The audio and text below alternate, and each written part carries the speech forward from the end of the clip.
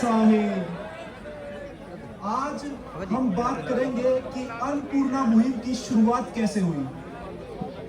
संत रामपाल जी महाराज जी एक बार अखबार पढ़ रहे थे।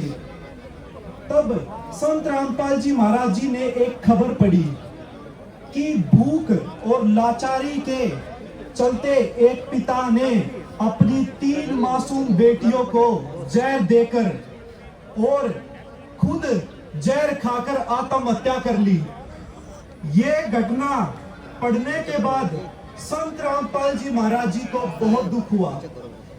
इस घटना से आहत होकर संत रामपाल जी महाराज जी ने यह संकल्प ले लिया कि इस पृथ्वी पर कोई भी मनुष्य भूख और लाचारी के कारण आत्महत्या नहीं करेगा। छोड़ सतगुरु रामपाल जी महाराज जी की। इसी संकल्प के साथ संत रामपाल जी महाराज जी की ऐसी अनमोल मुहिम की शुरुआत हुई, जिसका नारा है रोटी कपड़ा शिक्षा चिकित्सा और मकान हर जरूरतमंद को दे रहा कबीर भगवान।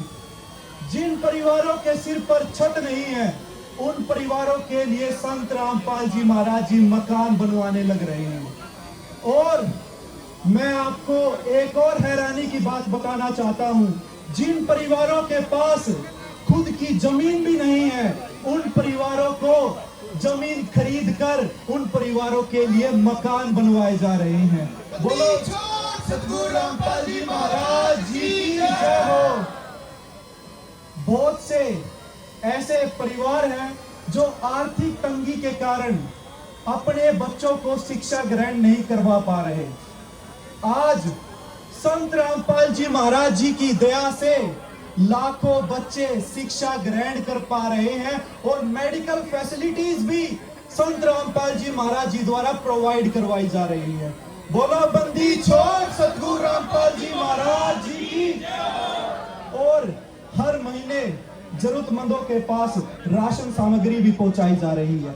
ये सभी सेवाएं संत रामपाल जी महाराज जी के आदेश अनुसार आजीवन उन जरूरतमंद परिवारों के पास पहुंचाई जाएगी।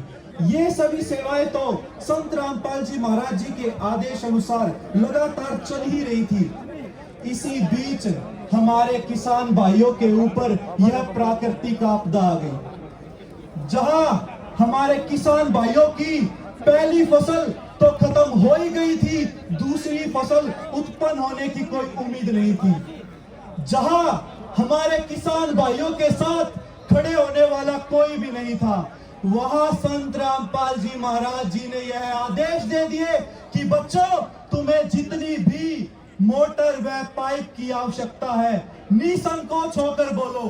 तुम्हें जितनी भी मोटर व पाइप की जरूरत है, तुम सिर्फ बता दो। वह सारा सामान संत रामपाल जी महाराज जी उनके घर, उनके गांव, उनके आंगन में पहुंचा कर आए हैं। सतगुरु रामपाल जी महाराज जी की। संत रामपाल जी महाराज जी हमें बताते हैं, किसान इस देश की रीढ़ की हड्डी है। जैसे बिना रीढ़ की हड्डी के बिना हमारा उठना और चलना बहुत मुश्किल है, ऐसे ही बिना किसानों के इस देश का चलना बहुत मुश्किल है। जब हमारे किसान भाइयों के ऊपर ये आपदा आई, संत रामपाल जी महाराज जी, आज हमें इस चीज की बहुत ज्यादा खुशी हो रही है कि आज हमारे किसान भाइयों की खेतों से पानी भी निकला और आज हमारे किसान भाइयों की गेहूं की बिजाई भी चालू हो गई है। सतगुरु रामपाल जी महाराज कहते हैं, समय पर जो सहायता मिल जाए उसकी एक अलग ही खुशी है। आज ये खुशी हमारे सभी किसान भाइयों के चेहरे पर आज हम सबको दिखाई देने लग रही है। अब बात करते हैं संत रामपाल जी महाराज जी के कार्यों की और उनके उद्देश्यों की। आखिर संत रामपाल जी महाराज जी का उद्देश्य क्या है? संत रामपाल जी महाराज जी चाहते हैं कि हमारा समाज दहेज मुक्त व नशा मुक्त समाज तैयार हो। संत रामपाल जी महाराज जी चाहते हैं कि हमारा समाज जात पात के भेदभाव में ना बटे। संत रामपाल जी महाराज जी हमें समझाते हैं कि बच्चों, ये तो आप लोग अपनी अपनी बुद्धि के अनुसार अलग अलग धर्मों में बट गए हो। संत रामपाल जी महाराज जी की तो एक वाणी है जो इतनी अनमोल है। ऐसी वाणी अगर आपको कहीं और सुनने को कभी नहीं मिलेगी।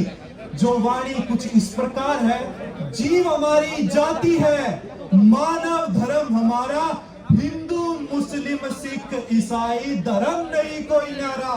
जी छोड़ सतगुरु रामपाल जी महाराज जी की जय हो। सच्चा संत वही होता है जो प्रवचन के साथ साथ इस संसार में परिवर्तन भी करे।